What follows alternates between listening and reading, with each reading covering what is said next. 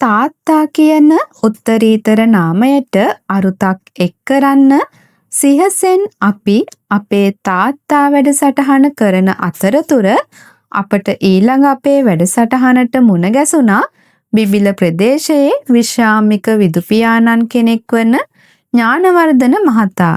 ඉතින් අපි එතුමා සමග සුහඳව කෙටි පිළිසඳරක යෙදුණා.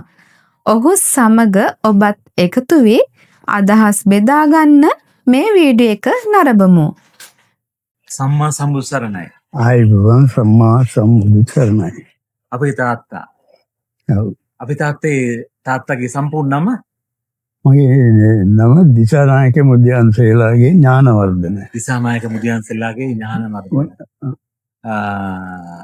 කොහොමද මේ වයස එහෙම? දැනට අවුරුදු 73 පසු කරමින් ඉන්නවා. 73 පසු කරමින් ඉන්නවා. ආයුෂ බොහෝ වේවා කියලා කියනවා.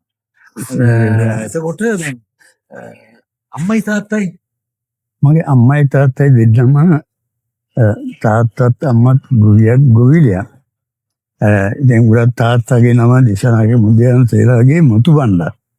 අම්මගේ නම කොනාර මුදියන්සේලාගේ උක්කුමැණික. ඉතින් දෙන්නා හරි සතුටින් හිටියා. අපේ පවුලට අපේ සහෝදර සහෝදරියෝ 7 දෙනෙක් ඉන්නවා.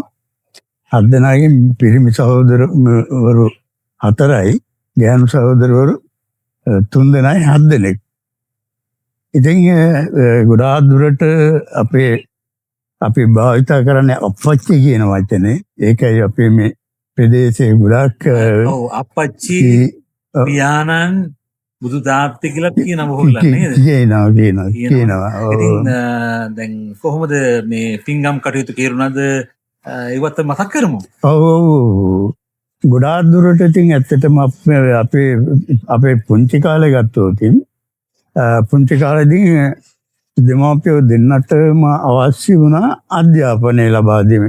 ඒ දෙන්නම ෆැමිලි එකේ වැඩි දෙනෙක් ගොවිතැන් කරනින් පාරම අපිට අධ්‍යාපන දෙන්න තමයි පළමුවම මේවා කරේ. එතකොට මෙතන ඉස්සල්ලාම ආගමික අංශයෙන් බලනකොට අපේ කිරි අම්මා අපච්චිගේ අම්මගේ අම්මා දෙන්නම යනවා 15ක පොය දවසට පන්සලට සිල් සමාදන් වෙන්න. හැබැයි අපිට අනකිරීමක් වගේ කෙරුණා ඔයාලත් යන්න පන්සලට ආච්චි ඇරලා එන්න කිරියම්ම ඇරලා එන්න පන්සලට යන්න කියනවා. පන්සලත් එක තමයි මේ ගොඩනැගුණේ. තමයි හැම ජීවිතයම ගොඩනැගෙන්නේ පන්සලත් එක්ක. ඔව් ඒ මුල් අවස්ථාවේදී ඇත්තටම පන්සලත් එක්ක ආච්චිලත් එක්ක තමයි ඒ ගමන ආරම්භ කරන්නේ. එතකොට තාත්තා දැන් මේ අපි අපච්චි කියනනම් කියමු. අපච්චි කියලා භාවිතා කරා. දැන් බොහෝ වෙලාවට අද කාලේ මේ සියසෙන් වැඩසටහනේ අපේ තාත්තා කියන වැඩසටහන අපි බොහෝ වෙලාවට කරන්නේ බොහොම සරල කාරණයක් වුණාට අපේ දරුවන්ට අපි පිළිබඳ කියා දිය යුතුයි. බොහෝ වෙලාවට දැන් තාත්තලා පිළිබඳව අද දරුවෝ සලකන්නේ නැහැ. ඇයි සලකන්නේ නැති? ඔබ හිතන්නේ බොහෝ වෙලාවට ගත්තාම දරුවෝ තාත්තා පිළිබඳව දක්වන්නේ වෙනස් ආකල්පයක්. ඔබතුමාට එහෙම තියෙනවද ගෞරවයක් දරුවෝ එහම අබවල් රේඩියෝකවත් වචනයක් කියලා නැහැ? මේ වෙනත් එක ඒක ඉතින් හදවතට අවංකවම කතා කරනකොට මේ වෙනත් එක නම් මගේ දරුවන්ගෙන් එහෙම දෙයක් අහලම නෑ වගේ. ඉතින් ගොඩාක් දුරට ඒ දරුවෝ වුණත් අර අපි ඒගොල්ලන්ට දුන්නා නේද මඟ පෙන්වීමක්.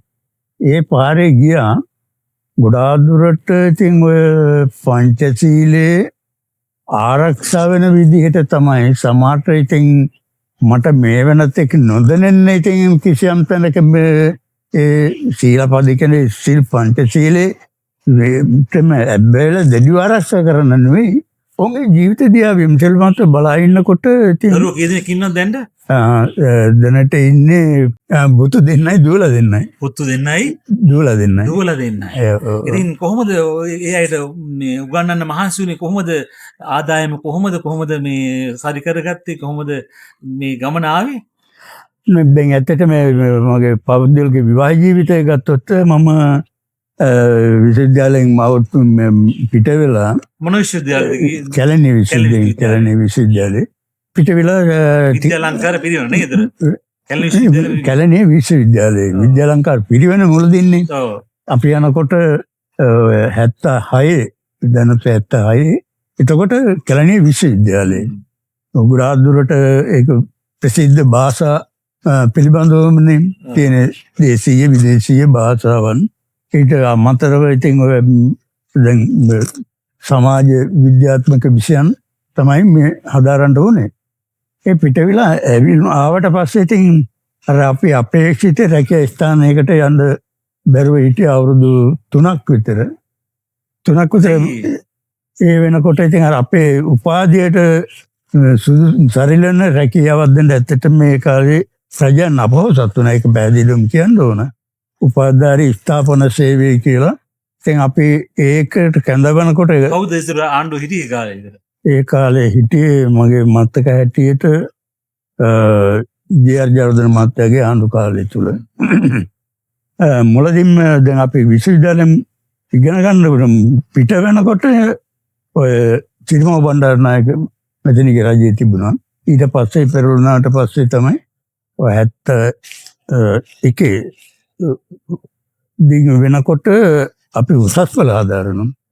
79 අවුට් වුණාට පස්සේ 83 වෙද්දී විශ්වවිද්‍යාලයෙන් 79 අවුරුද්දේ පිට වෙලා 1983 අවුරුද්දේ වෙද්දී රැකියාව විරහිතව. ඒ වෙනකොටත් ඉතින් අපි රැකියාවක් නැtei කියලා නෑ ගොවිතැන් කටයුතු වල තමයි ගමට ඇවිල්ලා ගෙදර පවුලේ ගම්පලාත බිබිල මුල්ල තමයි මේ කොහො කුඹුර රටේ රාලගේ ගම්බින්. නෑදෑ පරපුර සම්බන්ධයි. අම්මා ඒ පැත්තේම අම්මා දැන්ට ඉන්න ඔය කොහො කුඹුරේ රටේ රාලගේ මොනබුරාවන ඊම්බණ්ඩ සීයාගේ මව්පාර්ශ්වයෙන් අපේ අම්මගේ මාමා තමයි වෙන්නේ මොනබුරා කොහො කුඹුරේ. ඒකසේ අභිමානය තවමත් තියෙනවා. මම හිතන්නේ ඒවා මේ අතීතයේ දරුවන්ට කියා දෙනද වර්තමානයේ දරුවන්ට කියා දෙනවද ඒ සිදුවීම් එක්ක? අනිවාර්යෙන්ම ඒ දැනට වුණත් දරුවන්ට ඒ පිළිබඳව ඒ හැඟීම් ලබා දෙනවා. මේ ඉතිහාසය පිළිබඳව ඉතින් අපිට ගොඩාක් මගේ උසස් පෙළ විෂයක් වෙනුවත් ඉතිහාසයේ ඉතින් ඒ පිළිබඳව යුග තත්ත්වයේ ඒව අධ්‍යයන කටයුතු සහ මේගොල්ලන්ගේ වෙල්ලස්සේ මේ ප්‍රෞಢත්වයේ පිළිබඳව කිසිම අවස්ථාවක මොනම ගැටලුවක් ඉතින් මානසික වෙන්නේ නැතුව වැටෙන්නේ නැතුව දැන් අපි වුණත් ඒ විශ්වවිද්‍යාලයෙන් අනිත් අයගේ අපේම බැච් එකේ සමහරලට රැකියාව ලැබුණා. නමුත් අපිට සමහර ඇතම් එක විශේෂම දේශපාලනික කෝණ දිහා බලනකොට ඉතින් ඒ වගේ ප්‍රමාද වීම සිද්ධ වෙනවා. ඒකට මම ප්‍රජේටවත් පුද්ගලයන්ටවත් කාටවත් සාප කරනව නෙමෙයි. නමුත් ඉතින් තත්ත්වයේ කර ඒ වෙනකොට ආපු ඒ දරා ගැනීම අපේ තාමත් විශ්වවිද්‍යාලයෙන් යම් ප්‍රාණවත් භාවයක් ලැබුවා නම් ඒක බිඳ වැටුනේ නැහැ. දැන් කොහොමද කල්යාණ මිත්‍රයෝ සහ පිරිවරගෙන යාළු මිත්‍රයෝ ගැන කතා කරොත් කවුද යාළු මිත්‍රයෝ මුණ ගැහුනේ? විශ්වවිද්‍යාලයේ යාළු මිත්‍රයෝ නැත්නම් ගම්පලාතිම අය මුණ ගැහුණද වෘත්තියත් එක්ක? මේ ඇත්තටම වෘත්තියට එන්න කලින් මේ මම දැන් මඩ උසස් පෙළ කරනකොට වුණත් මගේ එකම මාර්ග පෙන්වීම අනුශාසකත්වයේ දුන්නේ බිබිලමුල්ල පුරාණ රජමාර්ගාරයේ විහාරාධිපති වහන්සේ. උන්වහන්සේ නිතරම මට මා ගැන හොයා බලනවා දරුවෙක් වගේ. දැන් දරුවෝ මේ යන්නේ නැහැ පන්සලට යන්නේ නැහැ සිව්ව කියන්නේ ස්වාමීන් වහන්සේලා ගෞරවයක් නැහැ නේ දැන්. දැන් දහම් පාසල් වචන තිබ්බා බෞද්ධ වචන තිබ්බා. අම්මා දිනනවා දහම් පාසල එන්න අපේ වඩින්න ස්වාමීන් වහන්සේ දෙන්න කියලා කියන්නේ. කියන්නේ මොකද්ද මේ වෙනස් වෙන්නේ? නැත්තටම ඉතින් මට දැන් අපිට නම් දැන් දැනෙන තත්ත්වය හැටියට අපිට ඒ කාලේ අද වගේ බාහිර ප්‍රශ්න වලට එච්චර යොමු වුණේ නැහැ අපි. අපි පන්සලයි පාසලයි දෙමාපියෝයි. අතරේ තමයි මේ ගොඩාක් දුරට අපේ දැන් මම ගත්තොත් තරුණ ජීවිතේ වාගේ හැඩගැස්සුනේ ඔය කියන ආයතනත් එක්කම. ඒකම ඒ වෙනකොට විශේෂයෙන් පාසලේදී අද වගේ නෙවෙයි ඇත්තටම අපේ ඒ කාලේ වෙනකොට නැෂනල් ඇඳපු අපේ ගුරුවරු පුදුම තාලේ ගමේමනේ ඉපදුණු ගමේම ගුරුවරු ඇත්තටම ගොඩාක් පිටින් ඇවිල්ලා නතර වෙලා යන එන බව හවස් වරේ වුණත් පාසලෙන් බැහැර වුණු වෙලාවේ වුණත් මොකද්ද කරන්න කියලා නැවත ආයි පාසලට ගෙන්නනවා. එහෙම සාකච්ඡා කරනවා. මඟ පෙන්නනවා. සියසෙන් අපේ තාත්තා මේ වැඩසටහනෙන් එක් වචනයක් හරි එක් කතාබහක් හරි කියවනක් හරි ඥානවර්ධන අපේ තාත්තගෙන් අහගන්න ලැබුණ තමයි වඩාත් වැදගත් වෙන්නේ. සියසෙන් අපේ ප්‍රයත්නය ඒක තමයි අපේ තාත්තා වැඩසටහන. අපේ අප්පච්චි. ඉතින් ඥානවර්ධන අපේ අප්පච්චි ගැන කතා කරද්දී දරුවෝ කියන්නේ අප්පච්චි කියලා කියන්නේ. බොහෝ මේ උඩරට පළාතේ පරපුරේ නැත්තම් කතා බහ කරන්නේ ඒ ආකාරයට ඉන්නේ. කොහොමවත් අපේ රටේ හැම දෙනාටම මේ හැම තාත්තා කෙනෙක්ම හැම අප්පච්චි කෙනෙක්ම දකින්නේ අපේ පියාණන් අපේ අප්පච්චි. ඒක තමයි වඩාත් වැදගත් වෙන්නේ. හොඳ ගුණධර්ම තියෙනවා නම් හොඳ වචන තියෙනවා නම් වඩාත් වැදගත් වෙන්නේ ඒකයි. ඒ කියන්නේ බොහෝ වෙලාවට අපි මේ අඳුරට අපි බයිනවා දෝෂයන් දකිනවා. නමුත් කරන්න දෙන්නේ මේ සාරෙම තමයි අපි මේ වෘක්ෂයන් ඵලයන් හටගන්නේ. සාමූහික ප්‍රයත්නයක. ඇත්තටම විශේෂයෙන් මෙතන මේ මට නම් තියෙන දරුවන්ට කියන්නේ දැන් ගොඩාක් දුරට ඔබතුමා දැන් අර ආපු ප්‍රශ්නට පන්තලයි අද තරුණ සමාජය නැත්තම් ළමා සමාජයත් අද මම හිතන්නේ අධ්‍යාපන පරමාර්ථය දිහා බලනකොට අධ්‍යාපන දෙපාර්තමේන්තුවත් ගවර්න්මන්ට් එක පැත්තෙනුත් විශේෂ අනුග්‍රහය දක්වනවා දහම් පාසල් වලට. දහම් පාසල් වලට දක්වන ළමයි සියල්ලම යනවා. දැන් අපේ මේ අපට පරිසරයේදී දහම් පාසල් වලට යනවා. නමුත් ඒ යන ඒකේ හරය උරා ගන්නවද? දැන් අපි කිසියම් පාඨමාලාවක් හදාරලා ඒකේ විභාගයට ලියලා ඒකේ ප්‍රතිඵල අපේක්ෂාවට වඩා අභ්‍යන්තර ගුණ වගාවක් කෙටෙක් දුරට දහම් පාසල තුලින් ඇති වෙනවාද කියන එකත් මගේ එක ගැටලුවක්. ඒක දහම් පාසලට ඇඟිලි දික් කිරීම නෙමෙයි. දහම් පාසල් තුලින් මේ ඇත්තට මේ වැඩේ කරන්නත් බෑ. ඒකට ගොඩාක් දුරට දහම් පාසල කියන්නේ ඉතින් ඇත්තටම බුදුදහමේ අභිධර්මයේ නෙවෙයිනේ. බුද්ධ ආගම. බුද්ධ ආගම කියන්නේ බෞද්ධ සංස්කෘතියක්. ඒ සංස්කෘතිය වටා එක්රැස් වෙන්න නම් විශේෂයෙන් ගෙදරත් ඒ පරිසරයට දරුවන් යොමු කිරීමේ කිසියම් මෙහෙවීමක් දෙමාපිය පවුල තුළ පවුල දෙමාපියෝ දෙදෙනාත් එක්කම ඒ පවුල තුළ ඒ හැඩගැස්වීමට අනුග්‍රහයක් දක්වන්න ඕන. මාත් තරුණ කාලෙදී මිත්‍රොත් එක්ක මත්පැන් බීලා තියෙනවා. ඔව්. කියන්නේ නොන්නේ නැති කතා කරද්දී ඒ කියන්නේ යම් කලා නිර්මාණයක් කරද්දී බොහෝ වෙලාවට කියන්නේ අපි එකතු වෙනද කියන කාරණාව සාධනීය.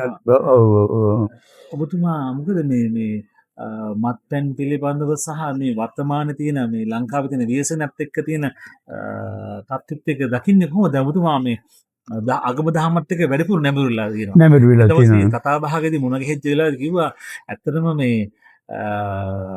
මේක අර සත්‍යයේ ඇටකට්ටක් අපි ලෙව කනවා වගේ තමයි හරයක් නෑ හැමයි කියන කතාව. කියන්න දෙක.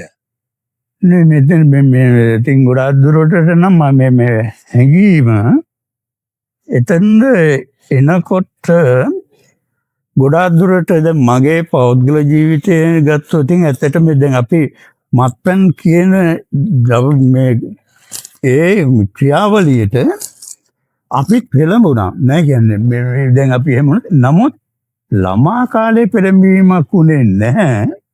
ඒ පෙළඹීම උනේ ඉතින් ඇත්තටම අපි රැකියාවට ගියාම ඊට පස්සේ සමාජයේ අපිටත් වඩා අපිත් එක්ක ඉන්න නිලධාරීන් සමහර තැන්වලදී අර මග හැරෙන්න බෑ වාගේ කියන තත්ත්වෙන් ටිකක් ඒවට සහභාගී වීම තුලින් පසු කාලේ වෙනකොට ඉතින් ඒක අර මේ රාජකාරියට බාධා කරන දැන් අපි රැකියාවට ගිහිල්ලා විශේෂ අවස්ථාවක් වුණාම එහෙම සංවාසන පවත්වනවානේ. බටේ රටවලත් යම් ක්‍රියාපටිපාදයකදී සාදයකදී පවත්වන තැන් තියෙනවා පරිරමයක් එක්කම. මේ අය අමුතු දෙයක් නෙමෙයි මදුවිල් තොල ගන්නවා කියන එක කලාකරුවන් යම් නිර්මාණකරුවන් අපි දකිනවා බොහෝ සාහිත්‍යදරයන් මේ මදුවිල් තොල ගාමෙන් තමයි තමන්ගේ කලා නිර්මාණයන් කරන්නේ. නමුත් අද වර්තමානයේ ගත්තාම දැන් මේ විසමද්‍රව්‍ය විශාල පිරිසක් තරුණයෝ ලැහැගෙන ඉන්නවා. මේ පිළිබඳව කිය යුතුයි මේ ඔබතුමන්ලා වගේ අධ්‍යාපනඥයෝ සත්පුරුෂ පියෙක් හැටියට අපච්චි කෙනෙක් හැටියට කිය යුතුයි මොකද්ද මේකට දෙන්න පුළුවන් අත්දැකීමත් එක්ක සහ මේ පරිසරත් එක්ක වර්තමානයේ තියෙන ලංකාවට ඇයි මේ වගේ මත්ද්‍රව්‍ය ගේන්නේ කොහෙන්ද ඇයි ගේන්නේ? මට ටිකක් ආරම්භයට යන්න වෙනවා. ඉතින් අපි ආගම දහම පැත්තේ වුණත් පැත්තෙන් යමක් කියනවා නම් බුදුදහමේ උගන්වනවා මේ අභිධර්ම කොටසේ ආස්වාදයේ ආදීනව සහ නිස්සරණය කියන අවස්ථා තුනක්. අපි ආස්වාදයට තමයි පෙළඹෙන්නේ. ආදීනව කියන එක වැටහෙන්නේ පසු කාලීන. අත්දැකීම් ලබාපුවම ආස්වාදයේ පසු කාලීන කොහොමද ඒ ආදීනව දැනගත්තොත් දැනගන්න පුළුවන් ශක්තියක් බුද්ධියක් පහළ වෙනවා නම් එම ක්‍රියාවලිය කරගෙන යනකොට අන්න ඒකෙන් ආදීනව හොඳට වැටහුණාට පස්සේ නිස්සරණය කියන අවස්ථාවට අමුතුවෙන් හිතන්න දෙයක් නැපත් වෙනවා. අපේ අපච්චි අපි කතාව තවත් අපි පොඩ්ඩක් මතක් කරමු සියසෙන් අපේ අපච්චි පිළිබඳව කතා කරන අපේ තාත්තා පිළිබඳව අපේ පියාණන් පිළිබඳව කතා කරන්න. මම හිතන්නේ හොඳ දරු පිරිසක් බිහි කරලා ඔවුන්ගෙන් වචනයක්වත් අහන්න නැති වෙන්න ණයත් නැහැ බයත් නැහැ. අපි ජීවත් වෙන්න කිය. එහෙමයි අපේ අපච්චි කියන්න ඕනේ. ඇයි එහෙම කියනවනේ කියමක් තියෙන ණයත් නැහැ බයත් නැතුව ජීවත් වෙන්න කියලා. මෙතෙන්දින් ගොඩාක් දුරට එතන තමන්ගේ පැත්තෙන් ණයත් නැහැ බයත් නැහැ. තමා 100%ම අංග සම්පූර්ණ නිදහස් කියන මතයට එන්න කබින් එහෙම ඇතම් තැන් වලදී එහෙම තමා නිවැරදිව ඒ අවවාද අනුශාසන කියමින් නමක් ඊට පස්සේ ආදර්ශයක් දෙමින් කරුවත් ඇතම් තැන් වලදී දරුවන් ගිලිහෙනවා මට සමාජයෙන් පේන තැන් වලදී ඒ වගේ අර මුලදීන් අර මම කිව්වේ ආදීනව කියන එක මේගොල්ලන්ගේ මනසට ආරම්භයේදී ක්‍රියාව ආරම්භයේදී ඇතුල් වෙන්නේ නැහැ. ඇයි රටේ ওই දේ ගිලිලා තියෙන්නේ කොහෙන්ද? ඔබතුමා දකින්නේ තවමත් අද වර්තමානයේ බොහෝ වෙලට ඔය ආදීනව කියන දේ තේරුම් ගන්නේ නැහැ. ඔව්.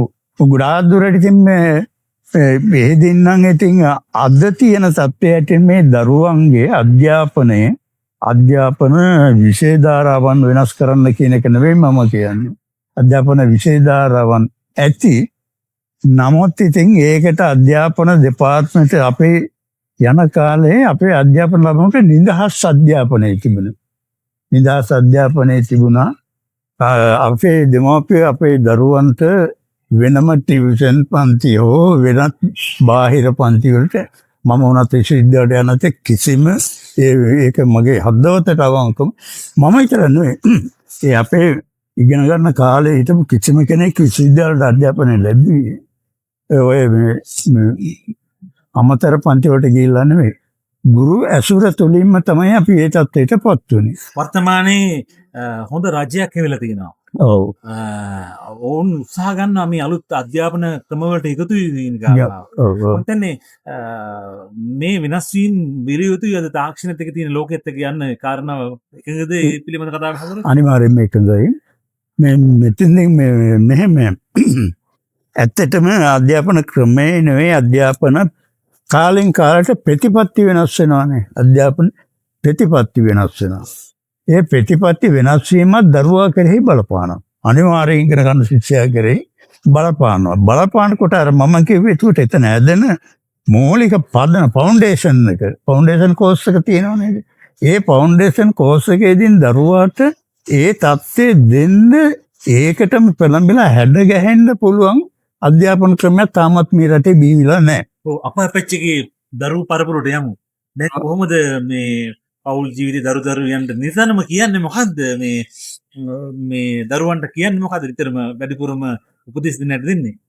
මම නම් කියන්නේ ඉතින් ඇත්තටම දැනට එකක් සමහර විට විභාග හොඳටම විශ්වවිද්‍යාල ගිහලා විෂන් සම්මත වෙලා හිටියට රැකියාවක් නැති වුණාට පසුබහින්න එපා. ඉගෙන ගද්දී කවදා හරි ඒක පිළිහිටටපත් වෙනවා. ඒතෙක් කල සමාජයත් එක්ක හොඳට ගැටෙලා සමාජයේ දුස්චරිත කියන විශේෂයෙන් පංචශීලය ආන්න ඒක අපට ගැඹුරටම ඒකට කැපවිලා ඒටම වෙලා ඒකට වෙන් වෙලා ධානය ලබන තත්ත්වේ නෙවෙයි. අද සමාජයේ ජීවත් වෙන ගෙදරදී ජීවත් වෙනකොටත් සමාජයට බැස්සමත් ඒ වගේම ඉතින් ඇත්තට මේකට මූලික හරය පාසල් පද්ධතිය තුල එක්කෝ පාසලෙන් දහම් පාසලෙන් දැන් මට අපිත් මුලදී ඒ උගන්වන කාලේදී අපි ගන්න අධ්‍යාපන ප්‍රතිපත්තියට අනුවනේ අන්න එහෙම මූලික රාමුව තුල ටිකක් ඒ පැත්තට බර වෙන්න බාහිර පේන සමාජයේ මේ අද දැන් ඔය දරුවන් මම හිතන්නේම ඇත්තටම ඔය ආදීනව නොදන්න ආස්වාදයෙන් ඒ හැඟීම් දැනගෙන ඒක ඉතින් දරුවන් තුල අනිවාර්යෙන් ඇති වෙන දෙයක්. මේ අපි හැමෝම තුළම අපේ සියලු දෙනාගේම ප්‍රධාන කැමැත්ත පංචේන්ද්‍රිය පිනවීමනේ. ඔව්. හැම සිතකම තියෙන්නේ හැම සිතුවිල්ලකම තියෙන්නේ අපේ අපච්චි පිළිබඳව. දිසානායක මුදන්සලාගේ ඥානවර්ධන. අපේ අපච්චි ගැන කතා බහ කරද්දී බුදුදහම පිළිබඳව බොහෝ දේවල් කතා බහ කරන තියෙනවා. අත්දැකීම්ෙන් එක දැන් වයසේ ඉන්නේ මහලු තත්ත්වයේ ඉන්නේ. මට මහලු වයසේ දරිය වෙන ගායනා පිරිසේ. එහෙමද? තාමත් හිතින් ධෛර්යවත්. හොඳයි. කොහොමද මේ දරුදරියන්ගේ මොනුගුරු වීර්යන ඉන්නවද? දැනට මතක් කරමු නම් ගම් මතක් කරමු. අවසාන කරන්න වැඩසටහන. දෙවිඳුවේ සචිනේ සරල කාරණාවක් අපි සංස්කරණය කරනවා. ලොකු දුව නදීකා ඥානවර්ධන. ඊට පස්සේ එයා දැනට වග පාසල එයාත් උපාධ්‍යාරණයක්. එයා දැනට මෙතන ධර්මෝපදීප නෙවෙයි මහාමාත්‍ය විද්‍යාලයේ ගුරුවරියක් වශයෙන් වැඩ කරනවා.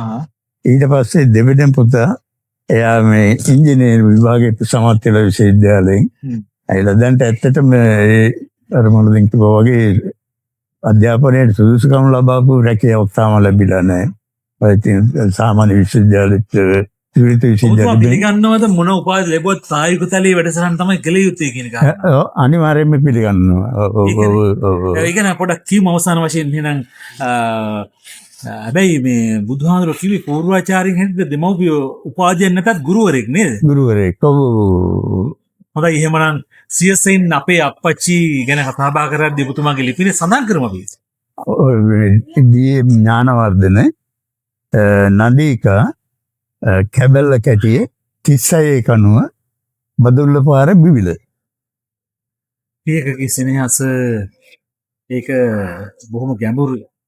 සුදෝන් මහරජුටත් ඒ ඇට මිදුණු නහර තුල කැක්කුම තිබුණා. මේ රාහුල කුමාරයා පැවිදි කරන්නට යද්දී අවස්ථාවේදී ඉතින් මම හිතන්නේ නියත විවරණ දෙන්නෙත් බුදු කෙනෙකුට තාත්තා කෙනෙක්. තාත්තා මොහොලට මතක් කරනවා දෙමව්පියෝ කියලා. නමුත් හදපත්ලෙන්ම දරුවන්ට ආශිර්වාද කරනවා අපේ අප්පච්චි අපේ තාත්තලා අපේ පියාණන්ලා. මේ සියසින් වැඩසටහන YouTube අද කාලේ බොහෝ වෙලාවට දේශපාලනඥයන් ගැන කතාවට වඩා අවසාන වශයෙන් මම කියන්න දිනවා. දැන් මෙතෙට මේ වගේ වැඩසටහන් සියසෙන් නාලිකාවට මේ ගිනියන ඇත්තටම මේ පණිවිඩය ඊටාම උත්තරීතරයි. මේ නිරන්තරයෙන්ම දැන් මම කියන්නේ දැන් මේ අර අපි සතුටු වෙන්නවත් ප්‍රසිද්ධ වෙන්නවත් නෙවෙයි මෙන්න මේක දරුවන් තුළට යවා ගන්න පුළුවන් නම් මේන් කිසියම් පණිවිඩයක් හදවතට ඇතුළු කරගන්න පුළුවන් නම් ඔබතුමාගේ ඒ සේවයේ උත්තරීතර භාවය ජාතික වගකීමක්. හොඳයි අපි ඉදිරියේදී වැඩසටහන වලදී ඔබතුමාගේ සම්පත්දායකෙක් වෙන්න බලාපොරොත්තු වෙන සම්පත්දායක හැටියට සම්බන්ධ කරන්න බලාපොරොත්තු වෙනවා CSN News and Media සමාජ මාධ්‍ය ජාලයට.